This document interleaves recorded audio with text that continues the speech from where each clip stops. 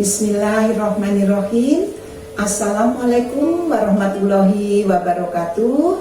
Bertemu lagi dengan Umi Nini Gawat dalam Sirah Nabawiyah, bacaan kisah Rasulullah bagian yang ke-71. Sudah lama kita tidak berjumpa karena lockdown. Hari ini kita bertemu lagi. Umi Nini doakan untuk semua yang melihat selalu dalam keadaan sehat walafiat, panjang umur yang berkah manfaat, rezeki yang melimpah berkah manfaat, dan selalu dalam lindungan dan kasih sayang Allah Subhanahu wa Ta'ala. Dan dalam COVID-19 ini selalu ikuti protokol kesehatan yang selalu dianjurkan oleh pemerintah, yaitu 5M. Memakai masker, mencuci tangan dengan sabun, menjaga jarak, menghindari kerumunan, dan menjauhi mobilitas. Itulah agar kita tetap sehat walafiat, walaupun ada keperluan bolehlah keluar, tapi dengan tadi 5M. Oke, kita mulai untuk bab yang ke-71 ini. Jangan lupa subscribe, like, komen, dan bagikan. Nah, kita Umi Nini bekerja sama dengan GM YouTube channel. Kita mulai. Allahumma sholli ala Sayyidina Muhammad wa ala ali Sayyidina Muhammad. Bab yang ke-71 adalah kesederhanaan Rasulullah. Baginda Nabi besar Muhammad SAW itu kesederhanaannya itu cara berpakaiannya sama dengan kesederhanaan beliau dengan makan.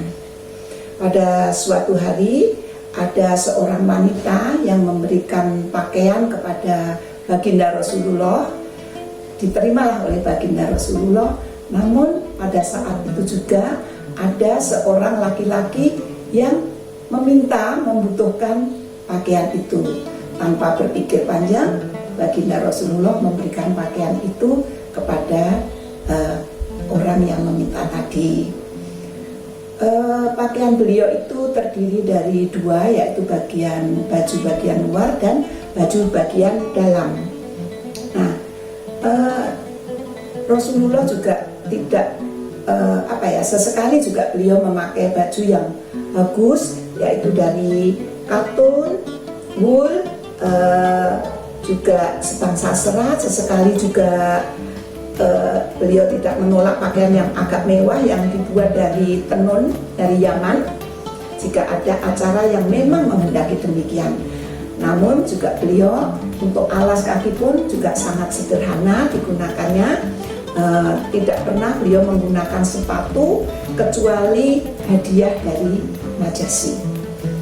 Sungguh pun begitu, bukan berarti baginda Rasulullah itu menyiksa diri dengan semua ini, dengan kesederhanaan itu. Beliau hanya mengendalikan dan menjaga diri agar tidak berlebih-lebihan. Begitulah Allah Subhanahu wa Ta'ala berfirman dalam surat Al-Baqarah ayat 57. A'udzubillahi minasyaitonirrajim. Bismillahirrahmanirrahim. Dan kami naungi kamu dengan awan, dan kami turunkan kepadamu manna dan salwa.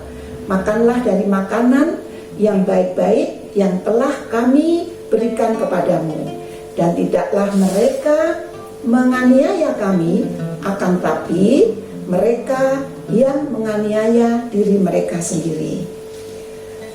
Surat berikutnya, surat Al-Qasas, surat 28 ayat 77, Allah berfirman, dan carilah pada apa yang telah dianugerahkan Allah Subhanahu wa Ta'ala kepadamu, kebahagiaan negeri akhirat, dan janganlah kamu melupakan kebahagiaanmu dari kenikmatan duniawi, dan berbuat baiklah kepada orang lain sebagaimana Allah telah berbuat baik kepadamu. Dan janganlah kamu berbuat kerusakan di muka bumi ini. Sesungguhnya Allah tidak menyukai orang-orang yang berbuat kerusakan. Maha benar Allah dengan segala firman-Nya. Suatu ketika Ali bin Abi Thalib bertanya tentang sunnah kepada Nabi besar Muhammad SAW. Rasulullah pun menjawab, yaitu begini: makrifat, mendekatkan diri kepada Allah adalah modalku. Akal pikiran adalah sumber agamaku. Cinta adalah dasar hidupku. Rindu adalah kendaraanku. Berzikir kepada Allah adalah kawan dekatku. Keteguhan adalah perbendaharaanku. Duka adalah kawanku. Ilmu adalah senjataku. Ketabahan adalah pakaianku. Kerelaan adalah sasaranku. Fakir adalah kebanggaanku. Menahan diri adalah pekerjaanku. Keyakinan adalah makananku. Kejujuran adalah perantaraku. Ketaatan adalah ukuranku. Berjihad adalah perangiku. Dan hiburanku adalah sholat. Itulah jawaban baginda Rasulullah yang ditanyakan sunnah Ali bin Abi Thalib bertanya pada Rasulullah. Itu tadi jawabannya sudah jelas ya. Nah, suatu ketika putri Rasulullah yang bernama Fatimah Az-Zahra, putrinya itu memakai gelang emas, memakai rantai emas. Rasulullah bersabda, "Hai Fatimah putriku, gembirakah jika orang berkata di tangan putri Rasulullah ada seikat rantai dari api neraka." Begitu terkejutnya Fatimah langsung menjualnya dan uangnya digunakan untuk membebaskan seorang budak. Rasulullah pun berkata, "Segala puji bagi Allah Subhanahu wa taala yang telah menyelamatkan Fatimah dari api neraka." Itu tadi teguran baginda Rasulullah kepada putrinya begitu lembut. Putrinya juga menurut apa yang diperintahkan oleh ayahnya. Rasulullah SAW juga belajar bertani. Padahal Rasulullah itu sama orang Ansor dan Muhajirin itu dijadikan raja, namun beliau tidak seperti raja, tidak. Beliau juga terjun sendiri belajar bertani. Padahal orang Mekah itu untuk bertani kan belum di Mekah kan terkenal dengan perdagangan, sehingga Rasulullah belajar bertani, menempatkan diri sebagai seorang raja, meskipun banyak orang Ansor yang menginginkan seorang raja itu biasanya tinggal menikmati uang dan makanan. Tidak demikian dengan baginda Rasulullah Nabi besar Muhammad SAW. Beliau mewajibkan bagi dirinya sendiri bekerja agar bisa makan. Itulah tauladan Rasulullah yang patut dan perlu kita contoh. Jangan menjadi raja harus dilayani dan ini dan itu, semua orang harus takut, harus hormat. Itulah tauladan baginda Rasulullah yang perlu kita teladani, kita sebagai umatnya.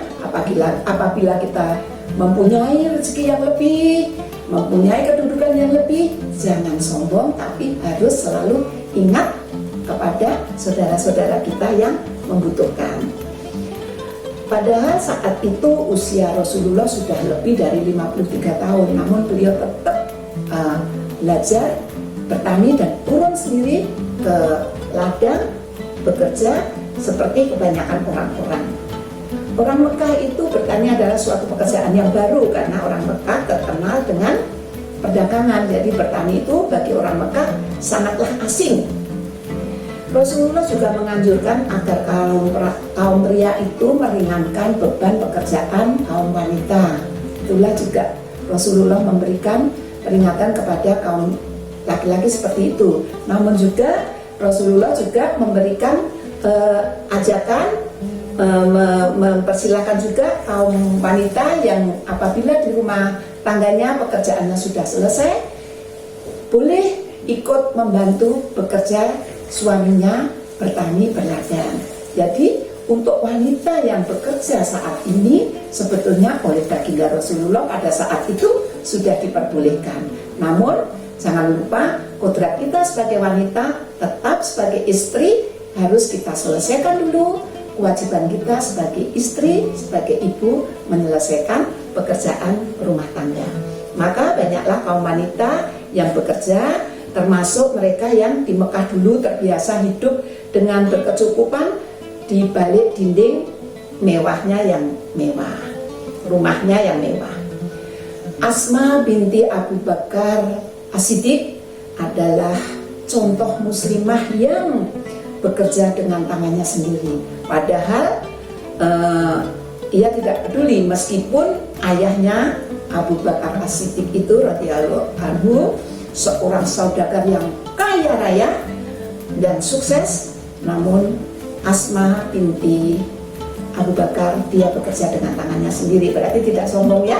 Perlu kita contoh juga, banyak sekali tauladan-tauladan yang bisa kita contoh. Abu Bakar membawa seluruh kekayaannya saat berhijrah, tetapi beliau diinfakkan semua untuk memberikan santunan kepada mereka yang tidak mampu. Begitu mulianya hati Abu Bakar As-Siddiq, makanya Rasulullah mendoakan agar kelak di akhirat Abu Bakar As-Siddiq sejajar dengan baginda Muhammad SAW. Rasulullah segera menghimbau sahabat-sahabatnya yang mampu untuk mengikuti jejak Abu Bakar. Tidak pantaslah rasanya jika ada muslim berpakaian mewah, namun saudara-saudara yang di luar sana bajunya compang-camping.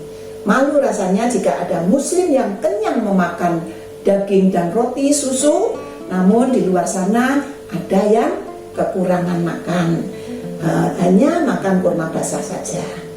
Maka dari itu kesejahteraan kaum muslimin pun meningkat dengan pasti, apalagi setelah Rasulullah meminta para saudagar kaya dari Muhajirin dan Ansor membeli tanah-tanah kosong untuk dijadikan lahan pertanian.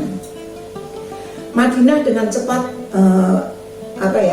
kaum Muhajirin sudah tidak lagi menjadi beban saudara-saudaranya di Ansor, karena tadi dengan rajin tekun bertani dengan pekerjaan barunya, sehingga mereka di kalangan yang tidak menyukai itu kaum Muhajirin sudah tidak lagi menjadi beban saudara-saudara Ansor yang waktu itu suka menolongnya, karena Muhajirin juga belajar dari Ansor, kaum Ansor untuk belajar bertani, sukses, berhasil. Nah, namun ada kalangan yang tidak menyukai perubahan ini. Jika dibiarkan begini, orang-orang miskin akan meremehkan kita, katanya begitu. Bayangkan, Muhammad mengajarkan bahwa dalam tiap harta orang kaya itu ada haknya orang miskin. Demikian salah seorang dari yang tidak suka itu seperti itu. Nah, itu bagi orang yang kikir, sombong, merasa akan hidup selama-lamanya di dunia sehingga tidak mau apa yang diajarkan Rasulullah. Pertemuan kita untuk bab yang 71 ini sampai di sini. Kita bertemu lagi untuk bab berikutnya besok dengan Umi Nini Gawat ya. Jangan lupa selalu ingat tadi, setiap keluar rumah pakai masker ya. Oke? Terima kasih. Billahi taufik wal hidayah. Wassalamualaikum warahmatullahi wabarakatuh.